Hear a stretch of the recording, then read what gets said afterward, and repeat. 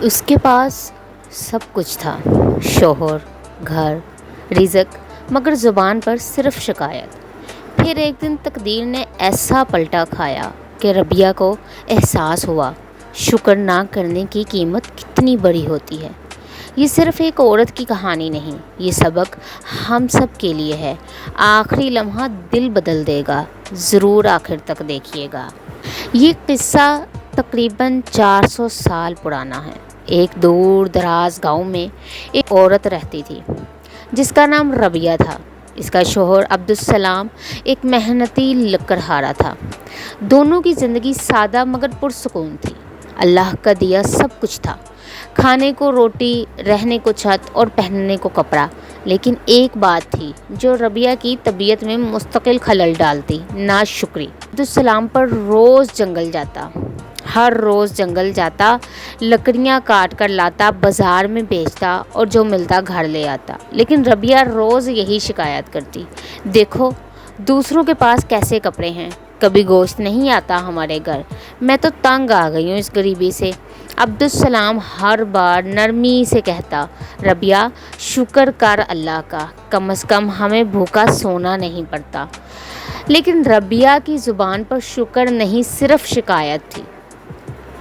ایک دن عبدالسلام جنگل سے واپس نہ آیا۔ گاؤں والوں نے بتایا کہ درخت کا ایک بھاری تنا اس پر گر گیا اور وہ شدید زخمی ہے۔ ربیہ پر جیسے بجلی سی گر گئی ہو۔ گھر کا واحد کفیل اب بستر پر تھا۔ کچھ دن تو گاؤں والوں نے مدد کی، لیکن پھر سب اپنی اپنی زندگی میں مصروف ہو گئے۔ اب ربیہ کو خود جنگل جا کر لکڑیاں کاٹنی پڑتی، ہاتھ چھل گئے، پیر زخمی ہو گئے اور پیٹ پھر بھی آدھا بھرا رہتا۔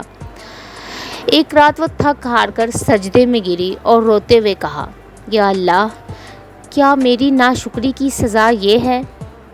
تبھی اسے اپنے شوہر کی وہ بات یاد آئی، شکر کر ربیہ، شکر کر۔ اس لمحے اسے اپنی تمام شکایتیں یاد آئیں۔ وہ لمحہ اس کی توبہ کا لمحہ تھا۔ اس دن کے بعد ربیہ کی زبان پر صرف الحمدللہ آیا۔ وہ جب ایک وقت کا کھانا کھاتی تو شکر کرتی، جب آسمان سے بارش گرتی وہ کہتی، یا اللہ تیرا شکر ہے۔ آہستہ آہستہ عبدالسلام کی طبیعت سنبھلنے لگی، رزق میں برکت آنے لگی اور دل میں سکون اترنے لگا۔ کئی سال بعد گاؤں کی عورتیں ربیہ سے پوچھتی تھی، تو ہر حال میں راضی کیسے رہتی ہے؟ وہ مسکرا کر کہتی، میں نے سیکھا ہے کہ شکر صرف مال پر نہیں، حال پر کیا جاتا ہے۔ ناشکری انسان سے صرف نعمتیں نہیں، سکون بھی چھین لیتی ہے۔ ناظرین کے لیے ایک پیغام ہے کہ ناشکری صرف زبان کا گناہ نہیں ہے، یہ دل کی بیماری ہے۔ اگر زندگی میں سکون، رزق اور برکت چاہیے تو شکایتیں چھوڑو اور شکر اپناؤ۔ کیا آپ آج کسی چیز پر شکر ادا کریں گے؟ کامنٹ میں ضرور بتائیے گا۔ ملتے ہیں نیکسٹ ویڈیو میں۔ اللہ حافظ۔